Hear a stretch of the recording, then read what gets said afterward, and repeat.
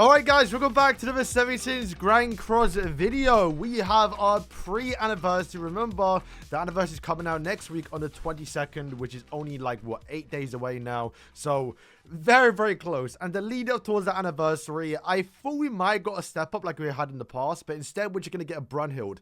And she's basically free, which is quite nice. So we'll talk about it. So, yes, this is the new LR character. Wedding Day BRUNHILD is going to get a little bit of an upgrade here, going from a Ragnarok support character to what I believe is going to be a human support character, and more or less just fitting the theme of what they're doing for anniversary, which is going to be Diana King in a wedding outfit for the, Pray Curse by Light movie a little bit. So let's go over what's been changed. So pretty simple changes, but also kind of confusing in a way. But the first change is she is going from buffing up Ragnarok characters, as you can see right here, to now buffing up human characters. So you'll be able to use them with, I guess, Sid, because he's human. You can also use them with any Fortnite's character that comes out. I guess Lancelot. Unfortunately, the next Festal character will not be a human. If it was Barn and Elaine, wow, that would have been crazy. We would have had both of them to work along with ordinary fairy supports. It would be kind of crazy. But yeah, so she does the exact same thing. She can be buffing off humans. If you don't know, she increases her basic stats by 12% for every participating ally, that being now humans and Ragnarok. Decreases all enemies' attack rate stats and defense rate stats by 50% of starter allies' turn for 1 turn. She does that every single turn. The little red debuff she does, the reason why she's kind of usable. So for each debuff applied now towards the enemies, the hero's attack rate stats get increased by 7% up to, was that 42%? That is really well. That's really, really good. Remember, guys, she's an LR, so she's going to get the stat increase. But also, BRUNHILD was a little bit of a notorious. If she critted that AoE weak point, it did disgusting damage. So that is crazy. And then that's not even it, though. The hero's damage taken decreases by 1% for every 2% of her main HP, and crit damage increases by 3% when using a skill. So the more HP she loses, the more tankish you're going to get, because you're going to decrease the damage taken, and you're also going to increase your actual crit damage. So when you do crit, you can do more damage too. Also, just to add on top of it, the hero's weak point skill, which is crazy, ignores 50% of the target's critical resistance, which means you're more likely to crit. And you also do more crit damage the lower HP you are. And then when you get down here later on, I mean, the weak point hasn't changed too much, right? But that is already crazy. Like, I think that, I mean, to even know if I use the character nowadays, so who knows if she is critting. But that feels like she's critting a lot right now. And once again, you remember, she's already lowering the defense related stats for allies anyway. So yeah, this is gonna be a crazy character. Also, I guess her normal skill with the Isle of Flowers is it's gonna decrease the hero's max HP by 2% once every 3 turns. So very much like Skadi, which is, yes, she can apply a debuff to herself. I believe that's the way it's worded. So the idea a little bit is you lower your max HP, so you're more likely to get weaker, to where then you can max out your crit damage passive, right? I think that's the way it meant to be worded. Also, side note, I just completely forgot about this when I was editing. I was thinking, why the hell does she debuff herself? But this is why. She applies a debuff to herself, which only stack up to 1 time, because if you have the relic, only 1 debuff can apply towards the enemy.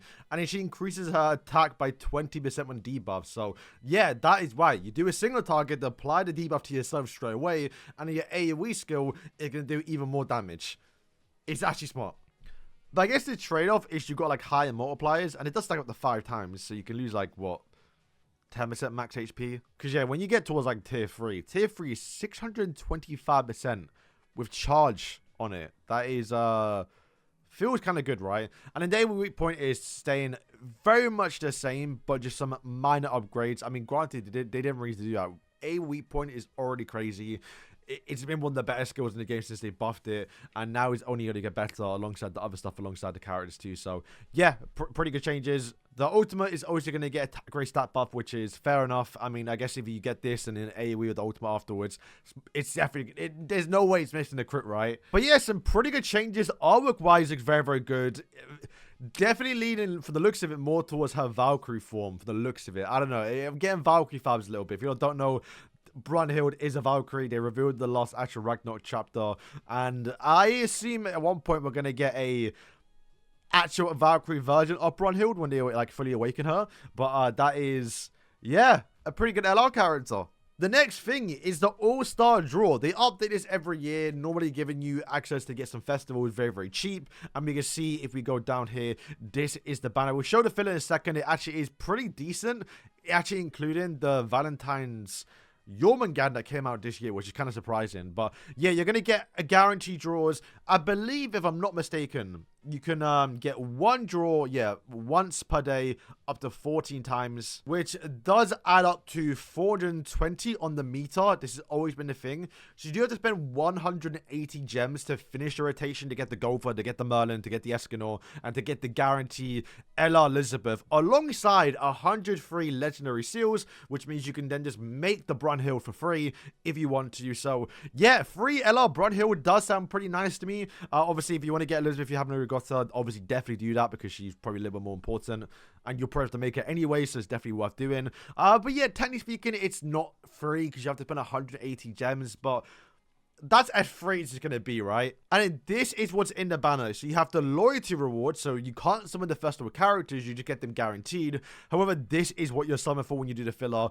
which, to be fair, is pretty decent. It includes a lot of Ragnarok characters, more or less all of the ones you actually want if you're a new player getting into the game to get in towards all of the Demonic Beast. But more importantly, like I say, it includes the Valenti, who's not the newest character, but newer, and then shocking me a little bit with the Jormungand, because she just come out, she was 600 diamonds, you could possibly get her for free, and also to level 90, which I haven't even leveled mine up, so I hope actually you pull her to get the free GP, right, and free resources.